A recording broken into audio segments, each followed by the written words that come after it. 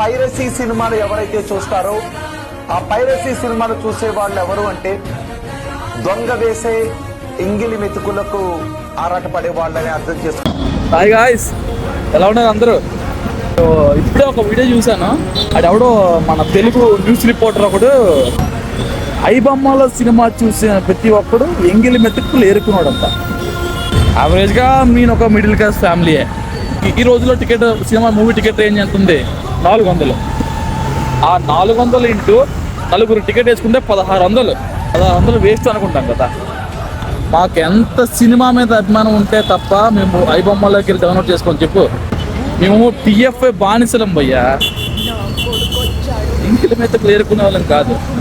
ఈ లవడాల న్యూస్ పట్టుకుంటున్నావు చూడు నువ్వు, అదంతా పక్కన పెట్టి మహారాష్ట్రలో 3 years పిల్లని చిన్న పాపని రేప్ చేసి మర్డర్ చేశాడు ఆవిడ. దాని మీద కాన్సన్ట్రేట్ చేయరా? నిజంగా నువ్వు ఎంగిలాగా ఏరుకునే వాళ్ళగా ఉన్నావు.